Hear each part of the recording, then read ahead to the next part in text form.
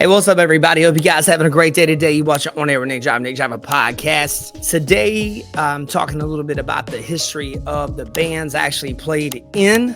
The first show that I ever played as a band was with my first band, Seven, man.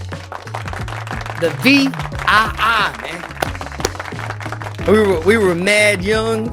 And we thought it was cool if we called ourselves Seven, and then we used a Roman numeral as a logo.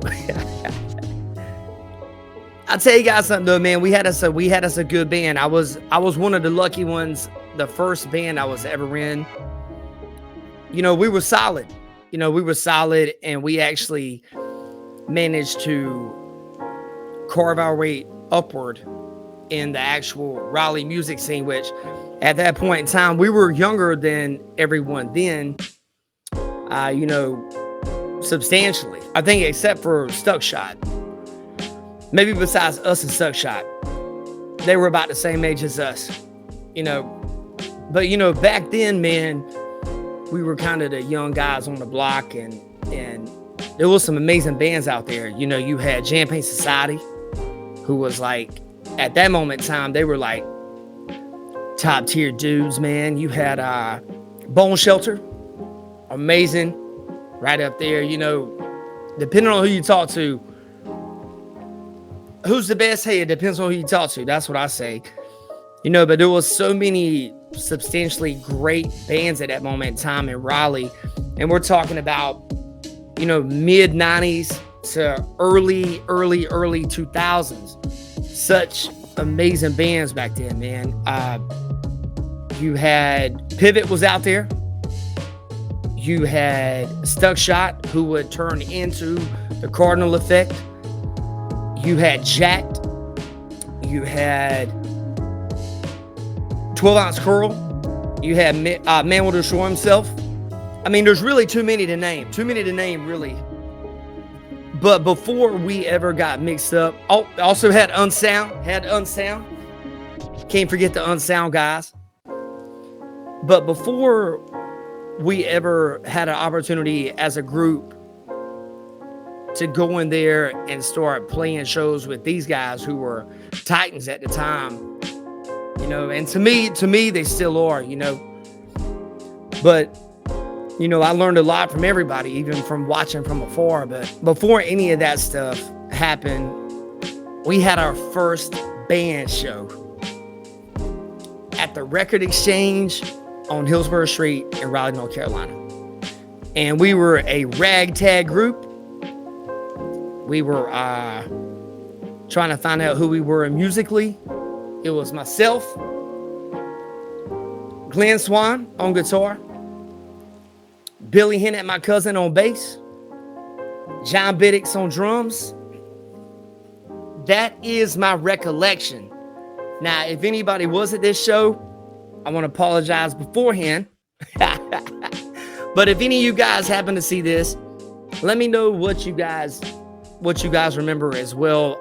One part that I enjoy about this podcast is attempting to keep some kind of history and culture here as well for the music scene here in North Carolina, for people in the future, and also for all of us now to talk about, have some fun with. So, first off, before I even get into this show, I'm freaking out, man. It's the first time I'm fronting a band. We're doing this kind of rap rock, heavy metal thing that was popular, in the mid to late 90s. That's what we're doing at that moment in time. So of course there's kids coming out to see us, and of course there's people, that are like, oh, the older people are looking at us like, oh man, oh my God, which I understand it now, but so we get up there to play. First off, it's the longest day, probably the longest day of my life up until this point in my life.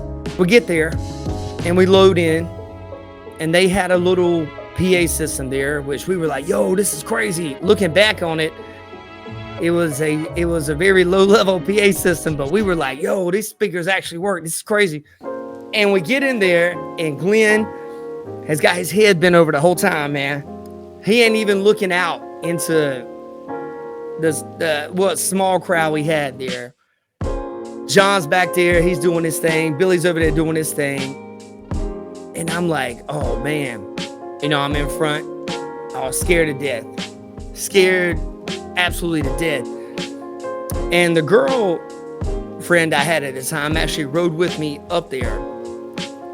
And she knew I was scared going into it, and I'm not going to name this person because that's not what tonight's video is about. But maybe some of you guys can use this as inspiration in case you've ever had a situation like this. But I also want to mention the Record Exchange because that's part of my history as, my personal history playing music here in Raleigh, North Carolina. And Zebulon and Wendell and Winston and Charlotte everywhere. But this was an important gig for me. So this is my first band gig. First off, anything and everything that could go wrong goes wrong in this show. We have sound problems. This is all on top of us playing, novice entry-level songs that was probably off-key. And there's people shopping there, picking up records.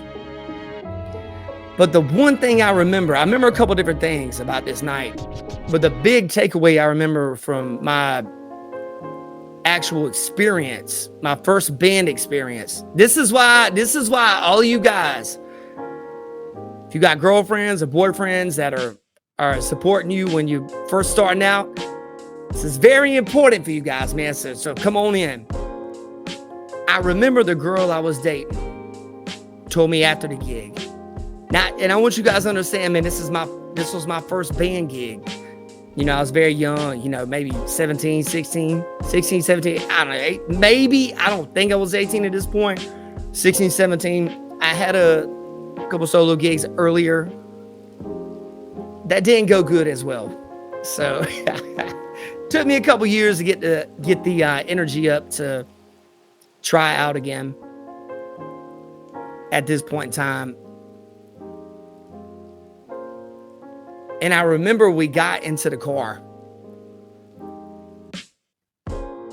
and I was just so amped up because we actually just played a show in front of, people, instead of us playing in our, basement or playing in our barn that we were practicing at that time. And she looked me right in the face and she said, "Will you please not do this ever again? This is embarrassing to me." And I remember being like, wow, man. And it was such a devastating thing. It was such a, you practice and practice and practice. And, you're not that good. Anybody that's logical in their mind knows I'm not that good right now. Just not that good.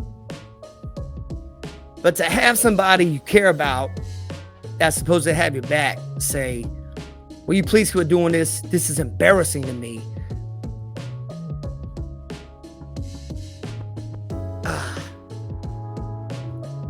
Probably one of the deepest cuts I've ever got.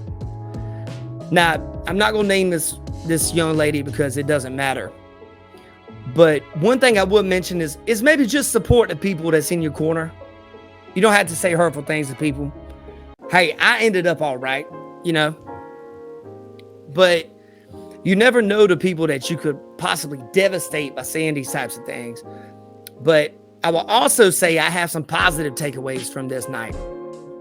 And I remember looking over at Glenn and thinking, whoa, man, he looks so cool, man. He's over there like head banging and he's like wilding out doing his thing. And I talked to him after the show and he was like, yeah, that was kind of, Glenn was always cool, you know what I'm saying? But I could tell he was nerve-wracked too. But that first show we played at the Record Exchange, you always remember the first time you do something because you kind of look at that and you're like, oh my God. And where a lot of people quit, I'll say what I do every time I start doing something, The first time I do something, I look at it and I go, this is the worst I'm going to get. The first time I do something, I say, this is the worst I'm going to possibly be at doing this thing.